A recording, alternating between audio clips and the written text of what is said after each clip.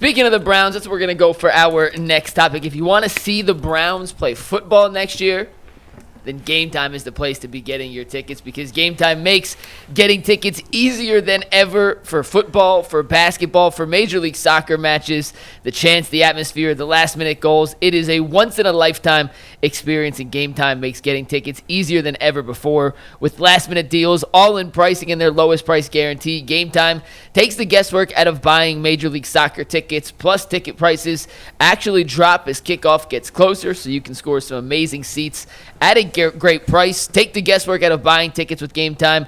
Download the Game Time app, create an account, and use promo code LOCKEDON for $20 off your first purchase. Once again, create an account, redeem code LOCKEDON for $20 off. Download Game Time today. Last-minute tickets, lowest prices guaranteed. So earlier in the week, Shedeur Sanders did a one-on-one interview with Nathan Zegura of the Cleveland Browns, talking about getting acclimated to Cleveland, rookie minicamp. If you want to find it, it's on their YouTube page. But there was a 1-minute clip from the 7.5-minute interview that stood out to me, and we're going to play that for you guys, and then I have a question to follow up with it. But this is Shedeur Sanders talking to Nathan Zegura on the Cleveland Browns Network. And you know this city loves football. I think you probably have felt that since you've been drafted. Yeah. That is what this city is about, the Cleveland Browns. What's kind of that reception been like for you from the fans? It been extremely well, I would say. I understand. Really, I feel like the Browns fans, they just want something to hope for, and they've been wanting it so long. So finally, I'm here to change that. I'm here to, actually give what they want. Well, you said you went to Jackson State. You said if you wanted somebody to turn a program around, you did it at Jackson State. You did it at Colorado. Now an opportunity here with the Cleveland Browns and an opportunity to compete, and that's something I know you don't shy away from. How excited are you about that opportunity? This is a city where one of the phrases is, right, everything is earned, nothing is given. Yeah. And you have an opportunity to earn that opportunity to be legendary, as you just said. Yeah, for sure. I mean, that's kind of like how my pop says, everything was earned. Yep. So, the most he was able to do for us is give us an opportunity to play the game, to have resources and stuff, and from then on, it's about what you do with it. So Absolutely. That's why I'm grateful for the opportunity, and that's all I needed. That's why I thank Coach and everybody a part of the program and the franchise and everything. But I know what I'm gonna do with it. So that was Shedeur Sanders talking to Nathan Zegura. You can find the full interview on the Cleveland Browns YouTube page. In that clip, he said he wants to be the quarterback Cleveland's been waiting for, the quarterback that was promised. G, in his rookie season, what does Shedeur have to do, or what does Shedeur have to show to earn that tag as the long-term answer at the quarterback position for the Browns? Exactly what he's doing now. Going out, making sure that he's doing the right stuff, making sure that he's acclimating himself with his teammates, proving to himself to his teammates that he's a guy that they can get behind and lead. And most importantly, just, go out there and play. I think so much we've been caught up in, a lot of the titles and a lot of the stuff and the outside narratives around what he is and what he isn't. I think that, Shedeur and a lot of people want to see what he does on the field in Cleveland. We were 3 weeks or 4 weeks, about a month, I guess, since the draft. And, we can always mention 3 and 5, and that'll happen for a while in terms of where he was drafted. But it all comes down to, how you do on the football field. And so I'm excited to see what he's going to do. I'm excited to see how he handles the competition, how he handles the scrutiny. And he does a tremendous job of just sitting up here and answering the questions. And I think he comes off as a confident young man. And I like the fact that he's saying, yeah, I want to be that. Every quarterback in that room is supposed to say that they want to be the starter. They want to do those things. And but we always got to remember, it's just about what you put down. Joe Thomas said it on his show. We're going to learn very quickly if a guy can play or not when the pads get on in the scrimmages. So it's all about what I want to see him put some stuff on film, put some stuff on tape, and continue to grow. I mean, it's been a long time between now and the first game of the year, but he'll have an opportunity just like the rest of them to put some stuff on tape, and from there, it's just sky's the limit. He has to win. He has to win. That'll do it, and that's the way it should be. He can't be that guy on May 16th. It's impossible. He can't be that guy on August 16th. It's impossible. What he can do in mini camp, rookie mini camp, and training camp is do exactly what he did last weekend.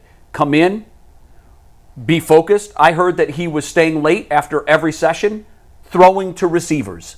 Love that. I absolutely love that. Doesn't mean anything unless it translates to wins on the field.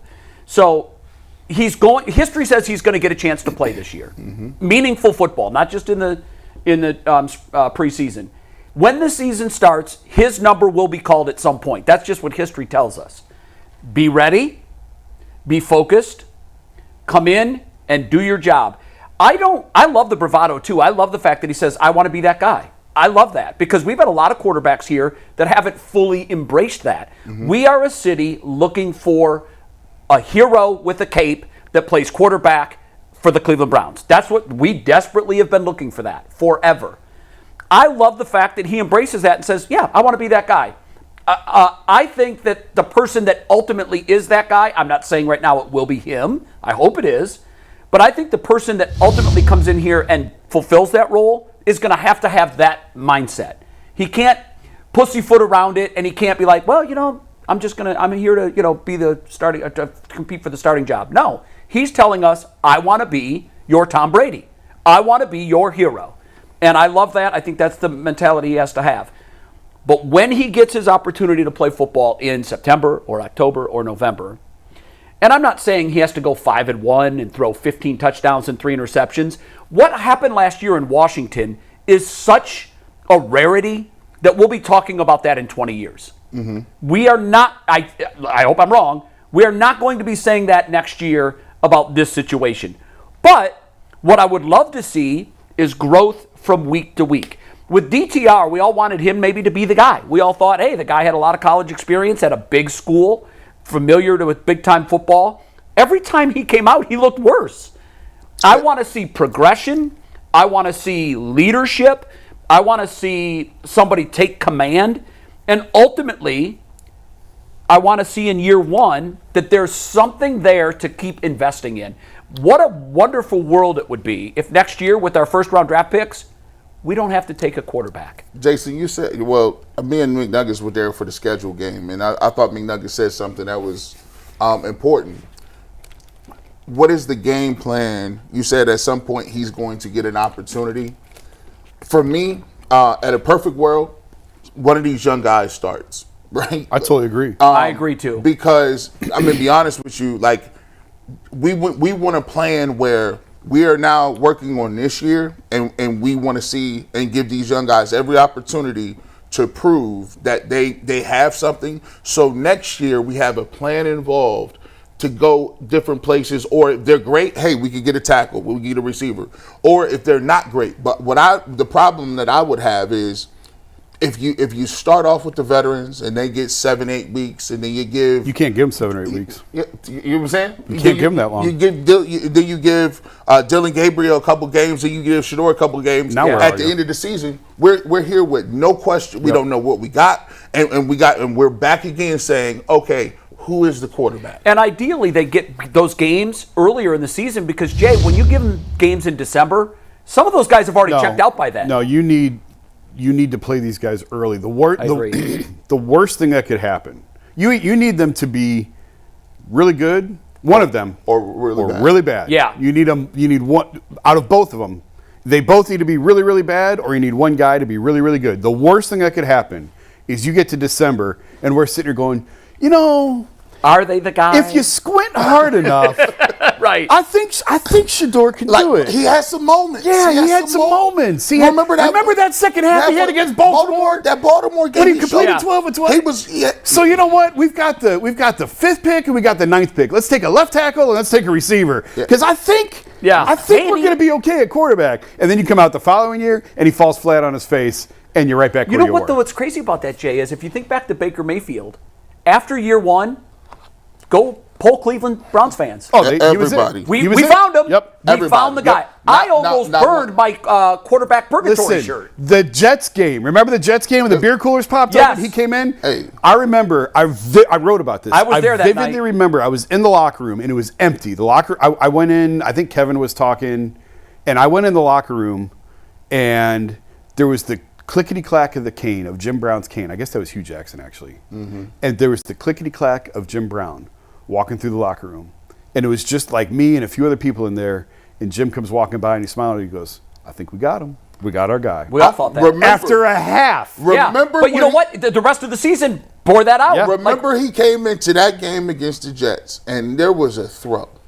He threw this back shoulder, The sideline throw. seam route to Jarvis Landry, and I said, I haven't seen a throw like that in Cleveland in years. I mean, it was back shoulder in the middle of the field. I just like the audacity of this young man to come in here and make a throw like that in prime time. Who do you think you Who are? do you think you are, sir? You know what's crazy about that, though? Here's why I bring it up. And I know we thought in that moment, we've got him. Yeah. And then what we saw the rest of the year, we've got him. Yep. And we all thought, this is it. And And then then the next year, we're like, maybe it's not. But then they gave you, then the next year they was just like, oh, we ready to go. Give me Odell Beckham Jr. I said, oh, it's over for y'all. We thought we had it was over. solved it. Yep. It was done. Yep. And so even sometimes when you think you know, Yes, You don't. You don't. But the point is, for this year, you can only go where you're at. You're on the path of where you're at. You can only worry about where you're at.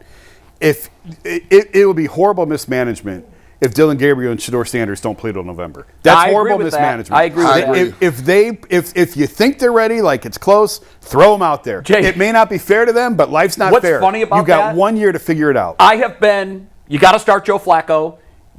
Hell no, I'm not wasting another season. I'm not doing that. Are you coming over to my side? Well, here's what the schedule came out. Right. Okay? you knew what the teams Now, were. every year, when I get my first Is this a eyeballs on the surprise schedule, to you now, suddenly? well, no, here's, I've often said, fans are fickle. Hey, Tyvus has him going 8 and 9. No one, Tyvus, put down the pipe. So when the schedule came out, and I put my eyes on it, and I'm being honest with myself, Yeah. I'm going, oh, God. Well, week one's an L. Can we go back to week one? I picked them to win week one. No, they're not winning week one. Week one's an L. Oh, hell no, we're not winning in Baltimore. 2, 3, and 4 is crazy. Yeah. Packers, playoff team. Lions, playoff team. Vikings in London. We're 0-5. And then you know what I thought? Yeah, let's have this be an exploratory season. Yeah. I mean, I am on Team Jason now. Thank you. I mean, Come on in, the water's warm. I mean, listen, what better way, you say, what does he have to do to be a long-term guy? If one of these dudes comes out here and plays great in his second start against Baltimore, then he goes on the road in Detroit, and you might have a chance to win late, right late in the game. Even if they're 0-something, you're looking like, man, it's a difference between you losing close you're right. than getting beat Sure. straight up with a veteran. I said this countless times during the draft processes we're working up to this, when it was, are they on Shador or off the Shador? I said there's certain things in his game that I think I could see Kevin looking at and going, I can win with that. He's tough as hell, he's accurate, and he doesn't throw it to the other team. Yeah. That's paramount to Kevin's system. That is what Kevin likes. Just make the read, and I said this before, if you can get to the third read on a play and you don't throw it to the other team, Kevin's going to look at you and say, I can win with that. So that's the path for Shedeur, for Dylan, for either one of them. Are you tough enough to stand in the pocket and take hits? We already know he is. Are you accurate? Almost too tough. Yeah. Are you accurate? Yes. Will you throw it to the other team? Not usually. Okay. Well, now you have a path to play and to have success in this league. Because I do think Kevin will do a good job of protecting quarterbacks, putting them in a position to succeed, play to their strengths. The one thing that he just can't stomach is throwing it to the other team. Yeah. And we've seen that with Jameis. We've seen that with Flacco. Yes, there's a lot of good. There's big arms there, and those guys are probably have bigger arms than Shedeur, but they also kill possessions. And if you don't do that, and if you just keep moving the ball down the field, I think you can win with that style. Yeah, and I'm reluctantly on Team gentleman's punt, which, by the way, like I'm floating in the water. I love gentleman's punt. I love that phrase. I think what I'm looking at next season, it's more an exploratory mission.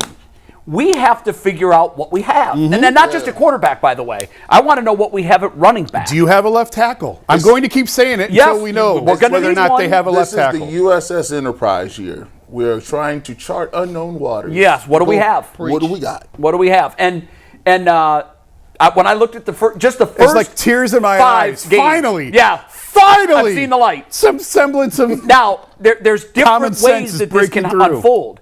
Like you said, we can be 0-5 and get motorboated in every game, and then you're like, okay, well, this ain't it. Yeah. You can keep playing these guys, and they're going to keep losing by 35. Or you can be in games. You can give Detroit a scare. Man. You can, give Cincinnati a scare at home to open the season. Give us reason for hope. Because there's different, all 3-14s are not created equal. That's right. Last year's 3-14 was a team that we all thought could fight for a playoff spot. Supposedly Super Bowl. What is next year if we're 3-14? And you know what? If the silver lining is if you suck really bad enough, then you get the number 1 overall pick. So last point on this, and we'll move to the Cavs. The Patriots drafted Drake May in the top 3 last year. Yep. They were a Joe Milton beating the Buffalo Bills backups. Yes, you're right. Away from having the number 1 overall pick. They are thrilled with Drake May, the progression Drake May made, the signs of growth and potential he showed, and they were in a lot of games despite not winning a lot of games. You're right. In hindsight, in the and moment, they think they have their guy. In the moment as it's happening, it's hard to lose those games. But if you ask any Patriots fan, and I went to school in Boston, I know a lot of Patriots. Last year, minus Joe Milton winning week 18 was a perfect case scenario. They got their guy at quarterback, and they were in line to have the Now, unfortunately, it cost their first-year coach, who was there 1 year, his job. But I think they upgraded with Vrabel over Gerard Mayo. Listen, they ended up smelling like a rose because now they've got the guy they wanted all along. I've talked to a few people around there. They said that had to go. They knew. I talked to somebody in the organization who said they knew very, very early on that it was not going to work out. Yes, I was told the exact same thing. So it's a shame, but watch Mike flourish there. Watch him go.